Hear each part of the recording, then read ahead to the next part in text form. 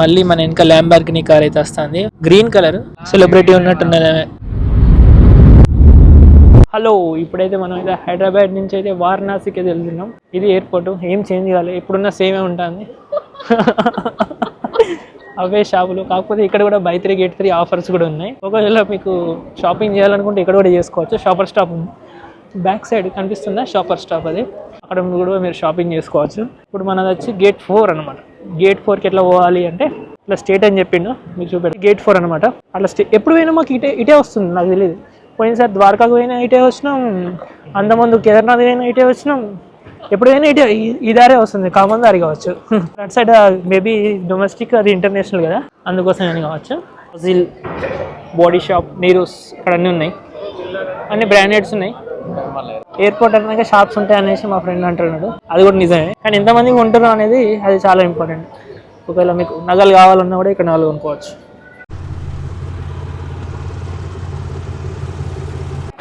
So ఇప్పుడు మా దగ్గర ఫిజికల్ కార్డ్ లేదు, అయినా కూడా మేము లాంజ్ యాక్సెస్ కోసం అయితే మనం యాప్ స్కాన్ చేసేసుకొని ఇందులో అయితే మనం పేమెంట్ అయితే చేసాము.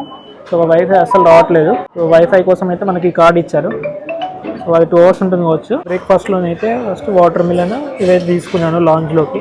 తర్వాత అయితే ఒక పెసరెట్ అయితే తీసుకున్నాను. కొద్దిగా టైం పట్టింది కానీ పెసరెట్ అయితే కొద్దిగా ఎమ్మిగానే ఉంటుంది అనేసి అనుకుంటున్నా. బ్రేక్ఫాస్ట్ అయితే చేసుకొని మనమైతే లాంజ్ యాక్సెస్కి అయితే క్లోజ్ చేస్తున్నాం. 9:40కి మనకు వచ్చేసి ఫ్లైట్ ఉంది. బ్రేక్ఫాస్ట్లో నేను తిన్నానంటే వాటర్ మిలన్, నెక్స్ట్ కార్న్ తీసుకున్నాను, నెక్స్ట్ పెసరెట్ అండ్ మిల్క్, ఇవి 4 తీసుకున్నాను.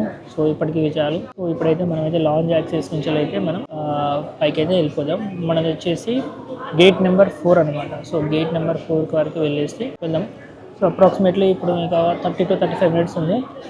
సో ఇప్పుడు వెళ్తే బెటర్ అనుకుంటా. నాకు 30 minutes ముందు అయితే స్టార్ట్ చేస్తారు వాళ్ళు. సో స్టార్ట్ చేసే ముందు అయితే మనం అయితే వెళ్ళిపోదాం. చలో లెట్స్ బాయ్.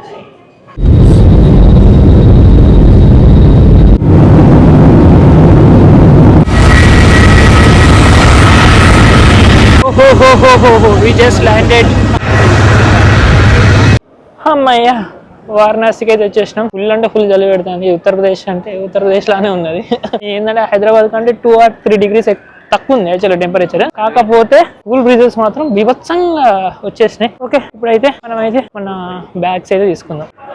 మొత్తానికి అయితే ఒక 1/2 hour తర్వాత నా బ్యాగ్ అయితే వచ్చింది సక్సెస్ఫుల్ గా. సో ఇప్పుడైతే మనం అయితే క్యాబ్ డ్రైవర్ దగ్గరికి అయితే వెళ్దాం. మనం ఎక్కడ ఉందామో చూడాలి. Welcome welcome. ఇక్కడ ఇది అదే కావచ్చు మంది. ఇప్పుడైతే మనం అయితే ఎయిర్పోర్ట్ నుంచి అయితే మనం హోటల్కి అయితే వెళ్తున్నాం. ఈ రోజు మాత్రం 2 places మనం అయితే చూస్తున్నాం. ఒకటి వచ్చేసి గంగా హారతి, ఇంకొకటి వచ్చేసి సార్థక్ అనేసి ఒక ప్లేస్ ఉంది. సో నాకు అక్కడ ఏముంటాయో అని కూడా తెలియదు. అక్కడ వెళ్ళాక మనం అయితే చూద్దాం. ఇంకోటి ఏంటంటే వారణాసికి వచ్చేటతోనే చలి బాగా ఉంది. బాగా చాలా అంటే చాలా ఉంది. కానీ టెంపరేచర్ మాత్రం 18 degrees 19 degrees చూపెడుతుంది. కానీ కోల్డ్ స్ట్రోమ్స్ ఉన్నాయి, అంటే కోల్డ్ వేవ్స్ లాగా చలిగాలిలు వీస్తున్నాయి. సో ఇప్పుడైతే మనం అయితే హోటల్కి వెళ్ళేసి అక్కడ నుంచి ఎటు వెళ్తాం అనేది మీకు తర్వాత అప్డేట్ ఇస్తాను. ఇది మా రూము, ఇది చిల్లు బాగానే ఉంది. సో ఇప్పుడైతే మనం అయితే లంచ్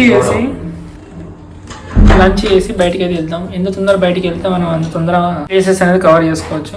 యాజ్ ఆఫ్ నౌ అయితే ఈ రూమ్ బాగానే ఉంది. Okay okay okay fine fine. చూద్దాం నెక్స్ట్ మనం ఎక్కడ పోతాం, ఏం చేస్తాం అనేది విల్ ఫైండ్ ఇట్.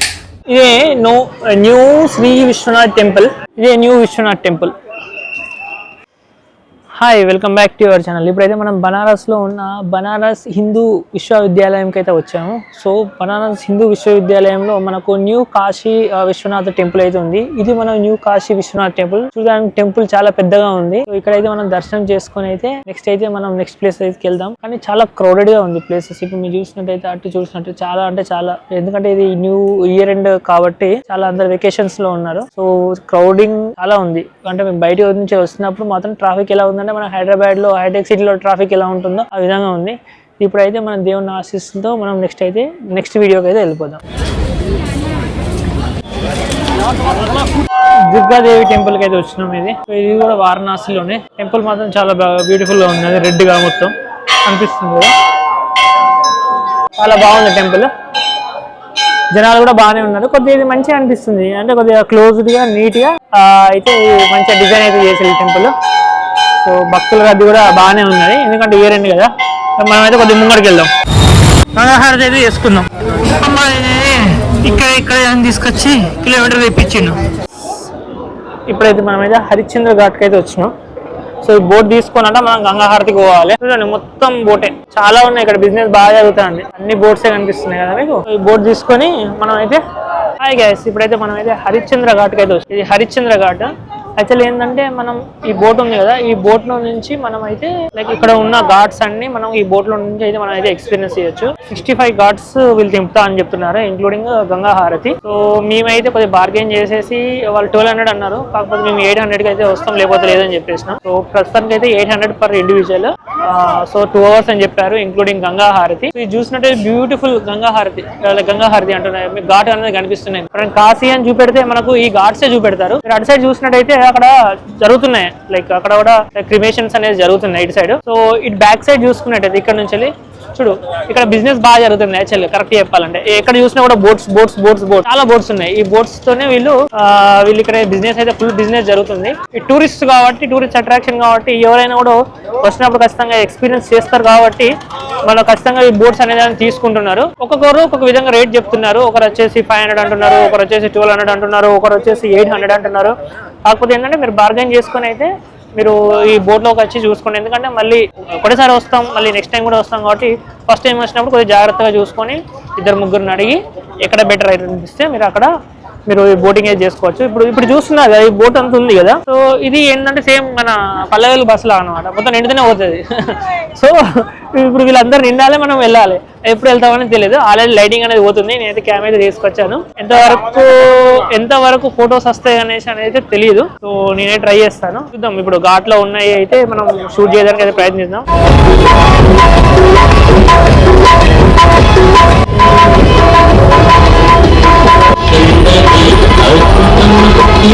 హండ్రెడ్ తీసుకున్నాడు. 65 ఘాట్స్ గంగాహారతి దగ్గర నుంచి చూపిస్తా అన్నారు అనమాట.